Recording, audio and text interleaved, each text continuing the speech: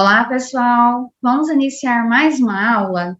Já organize o seu material de estudo, reserve o seu tempinho e aproveite o máximo que você puder. Hoje nós vamos falar sobre os desdobramentos das altas habilidades de superdotação, tá?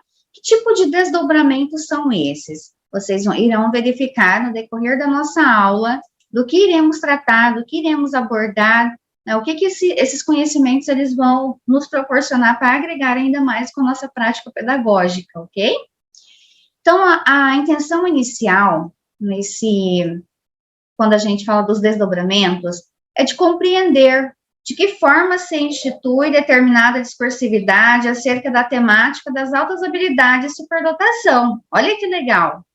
Com um olhar sobre uma breve movimentação histórica. Então, agora nós vamos literalmente olhar um pouquinho para trás, para depois fazermos uma análise de como está a inclusão dos estudantes com altas habilidades de superdotação nos dias atuais.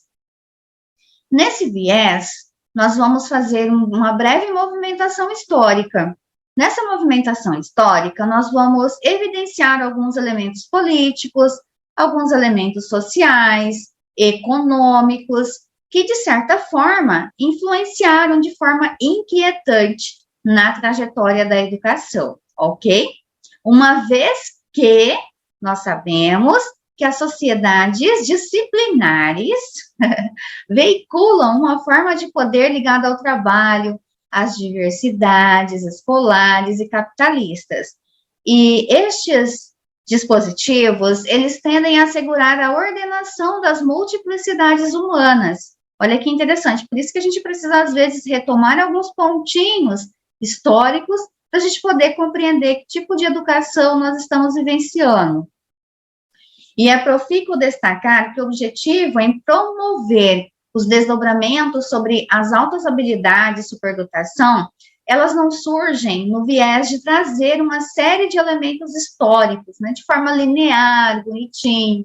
Por exemplo, esse ano aconteceu isso, esse ano aconteceu isso, esse foi assim. Não, então essa não é a intencionalidade, trazer esse movimento histórico tão linear, mas é justamente olhar para alguns pontos destes movimentos históricos que nos ajudam a pensar a educação atualmente. Mas, assim, nesse sentido de interpolar o quê? As cenas sociais e políticas, com o objetivo de compreender outros olhares acerca da inclusão dos estudantes com altas habilidades de superdotação, ok? Então, antes de adentrar aqui nos aspectos mais profícuos da fundamentação teórica, é primordial também esclarecer os conceitos, alguns conceitos que a gente ainda precisa esclarecer, né, na nossa memória acerca desses assuntos mais históricos, acerca das legislações.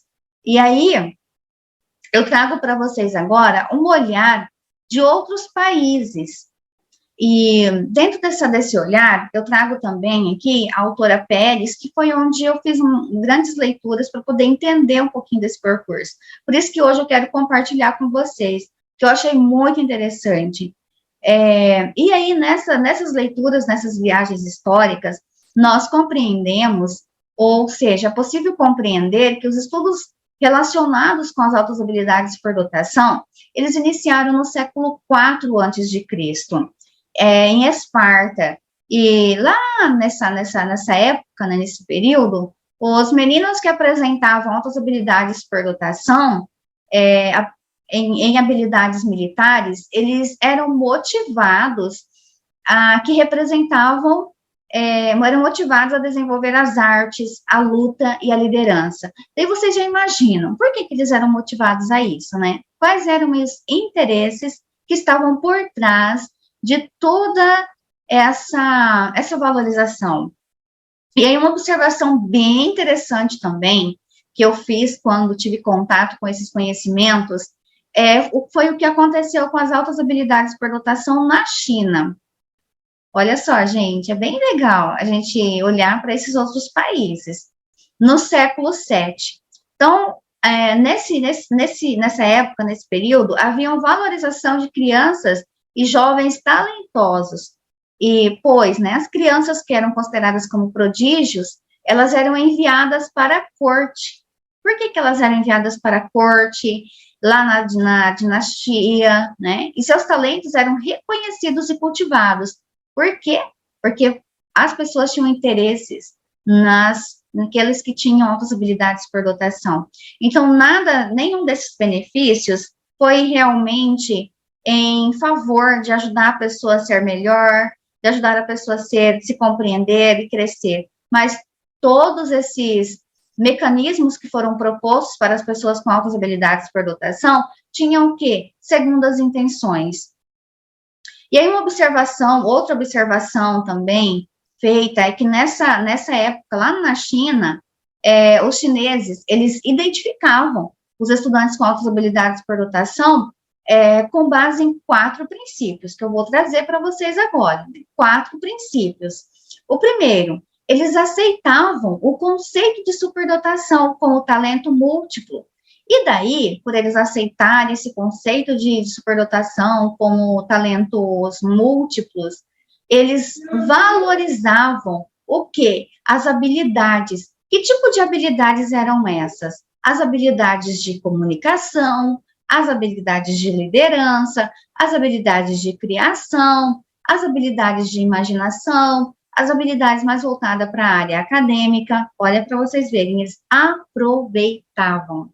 Não posso dizer que exploravam, mas aproveitavam esses talentos, as pessoas com altas habilidades. E o segundo ponto, né, o segundo princípio, eles reconheciam que algumas crianças aparentemente precoces, ao crescer, se tornavam o quê? Adultos normais. Outras que não apresentavam sinais precoces na infância, como que elas eram vistas? Elas cresciam, passavam pela adolescência, pela juventude e se tornavam o quê? Notáveis. E outras realmente precoces apresentavam habilidades e talentos para quê? Para a vida toda. Resumindo, algumas dessas pessoas, elas eram valorizadas desde a infância para quê? Desde a infância para aproveitar o quê? Os seus talentos. Outras, que tinham apenas uma habilidade ali notável, quando elas cresciam, elas não tinham mais essas habilidades, então, elas não eram nem percebidas mais pela sociedade, que é bem interessante a gente observar isso também. Olha os interesses. Então, assim, enquanto estava produzindo, enquanto tinha um talento aguçado, estava sendo valorizada. A partir de então, que esse talento não se destacava mais, a pessoa, ela deixava de ter aquele olhar, aquele atendimento. O terceiro item, reconheciam que, mesmo as crianças mais talentosas, na infância, e se elas não tivessem uma educação apropriada às suas habilidades, elas não eram desenvolvidas. Então, elas precisavam ser identificadas, precisavam ser o quê? Potencializadas, e aí elas cresciam com este desenvolvimento, que eram o quê? Apropriados para seu potencial. O item 4, princípio 4, eles identificavam a importância de que todos os jovens, independentemente de suas classes, deveriam receber uma educação de qualidade, mas também eles enfatizavam que cada um deveria receber a educação que melhor conviesse às suas habilidades. Então, esses eram os 4 princípios que a China olhava e valorizava acerca das altas habilidades por dotação, né? Então, aqui surgem algumas curiosidades também que eu vou propor para vocês pensarem junto comigo.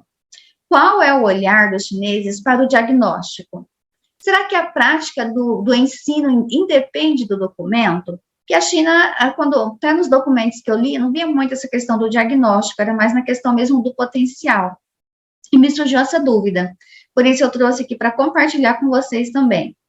E agora, nós vamos passear nas Filipinas. Vamos conversar um pouquinho de como eram as altas habilidades neste país. Vamos lá? Então, olha só. A educação dos estudantes com altas habilidades por dotação iniciou de forma precoce, antes de outros países. Então, olha como foi a Filipinas. Antes de outros países da Ásia, conforme a gente pode perceber, né, nos escritos, nas leituras. Então, lá na Filipinas, esse estudo sobre as altas habilidades por dotação, Ele iniciou no ano de 1966, foi muito, muito precoce, né? Com o programa de formação de professores. Então, olha como eles começaram a discutir as altas habilidades por dotação. A partir do quê? Formação para professores, para superdotados no departamento de educação, né, da universidade lá da Filipinas. E daí, esta iniciativa que eles tiveram surgiu antes mesmo da educação especial para superdotado se tornar oficial. Então, antes dessa educação para superdotados se tornar oficial, a Filipinas já tinha todo esse olhar inclusivo para com essas pessoas. Percebam que, como que um país é tão mais desenvolvido, é mais desenvolvido que o outro nesses aspectos, né? E aí, essa iniciativa, ela ocorreu a partir de um decreto que eles criaram no ano de 1987. E daí, a partir desse decreto, o atendimento das pessoas com altas habilidades por dotação passou a acontecer aonde? Nas escolas. Na verdade, eles selecionaram 3 escolas para trabalhar com as altas habilidades por dotação. E totalmente dedicadas à educação, desde o público voltado às ciências, às artes, além de outros programas existentes em escolas regulares também. Então, olha que interessante, né, gente? Muito diferente do Brasil, que nós já vamos chegar no Brasil. Por enquanto, a gente vai aproveitar esse sobrevoo para entender e visualizar esses outros aspectos também nesses outros lugares. Um fato curioso que eu destaquei também, quero compartilhar com vocês, foi que, assim, aparentemente, esse formato de educação lá na Filipinas, ele deu certo. Então, esse foi um olhar de investimento a partir da formação dos professores, dentre outros dispositivos. Mas eles começaram a partir do quê? Formação dos professores. Diferente, né? Por isso que talvez deu certo. E daí, com o apoio em algumas pesquisas também, eu percebi que os professores, eles eram convidados a discutir as políticas públicas imbricadas no currículo, vocês sabiam? Sim, as políticas públicas não eram feitas por um grupo mínimo de pessoas e depois colocado um termo cumpra-se no finalzinho do documento. Mas as políticas públicas, elas eram feitas de forma o quê? De forma compartilhada, né, de forma coletiva. E aí, outros referenciais também, que eu fiz bastante leitura para poder entender, eu consegui entender que lá nos Estados Unidos, a situação das altas habilidades por dotação começou a ser discutida no ano de 1901. E elas foram discutidas por professores de classes especiais. Olha a diferença, gente, da Filipinas, né? E aí, ainda lá nos Estados Unidos, há uma vasta variedade de programas de atendimento ao aluno com as habilidades por dotação, como o enriquecimento curricular, a aceleração, sala de recursos, dentre outras escolas. Por isso, assim, eles começaram de forma bem fria, mas depois a gente percebe que toda essa linhagem, esses investimentos, eles foram intensificando ao longo do processo, e teve grandes avanços também. Então, a gente tem, assim, observa que tem muitos resultados positivos nos Estados Unidos também relacionados às altas habilidades de superdotação. Quando eu tive contato com esse conhecimento, eu também fiquei me perguntando, será que esses dispositivos que eles propõem para promover a inclusão, eles eram mais assistenciais ou eles eram mais voltados para a educação? Eu fiquei com essa dúvida.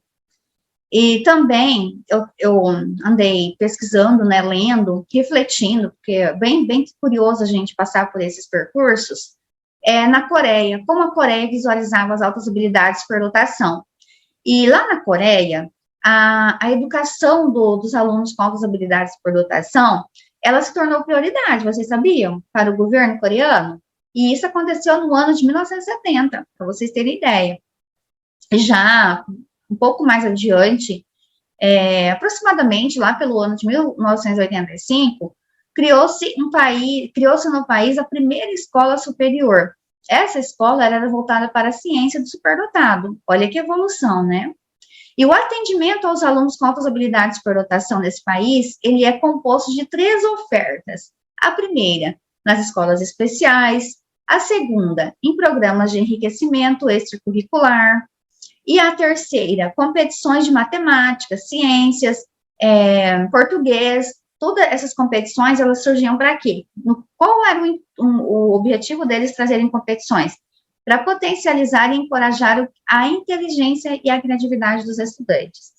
Nesse ponto, eu fico pensando, será que somente os estudantes com diagnóstico de altas habilidades de superdotação eram inteligentes? Será que somente os estudantes com altas habilidades de superdotação eram criativos? São apenas curiosidades, né? Mas é bem interessante notar também que lá na Coreia, os estudantes com altas habilidades de superdotação, eles recebiam o enriquecimento curricular e eles eram desafiados a participar de competições para potencializar as suas habilidades e o seu desenvolvimento integral. Isso que é bem relevante. Agora, nós vamos voltar do nosso sobrevoo para onde? Para o nosso país, Brasil. Como podemos visualizar as altas habilidades por dotação no Brasil, gente? Interessante, né? E olha só, a realidade brasileira, no que tange a educação dos estudantes com altas habilidades, assim, de superdotação, como está? Então, ocorreu no intuito de promover algumas inquietações. Eu trouxe isso para a gente poder justamente pensar, para ver como que nós estamos evoluindo.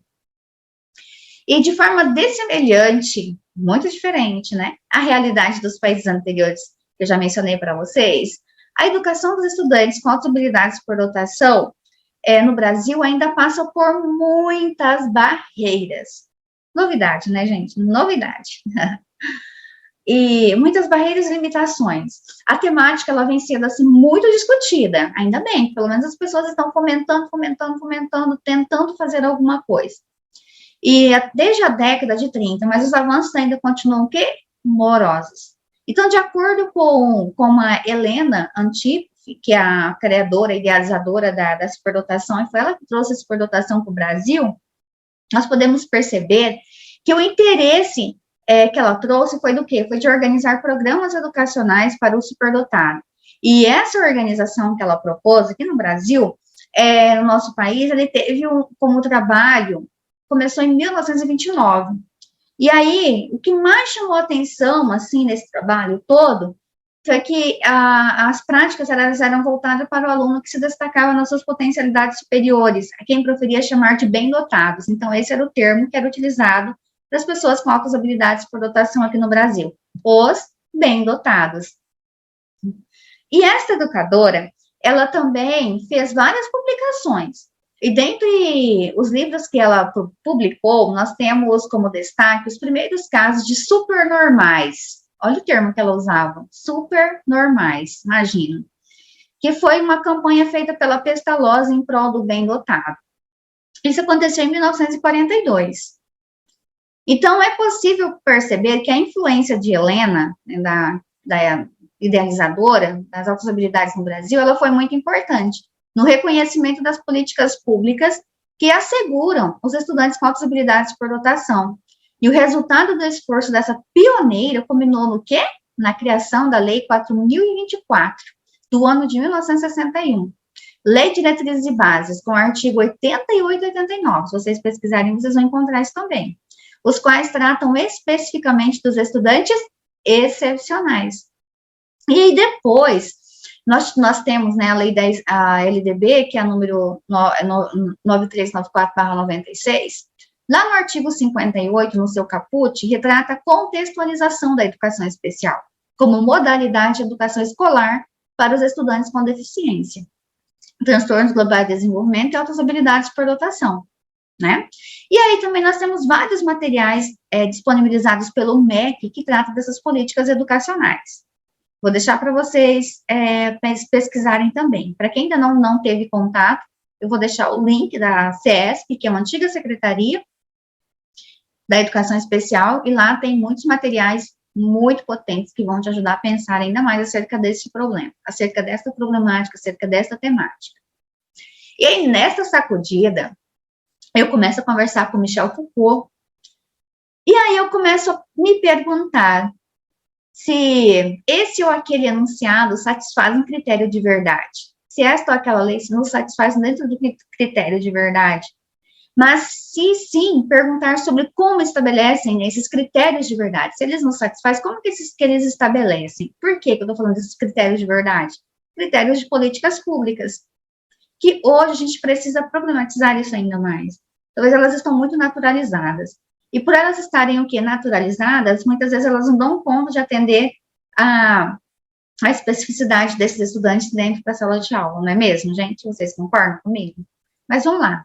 Façam suas anotações agora, tá bom? E daqui a pouquinho a gente volta para a nossa próxima aula. Estou assim, ó, ansiosa já para a gente começar uma nova discussão, ok?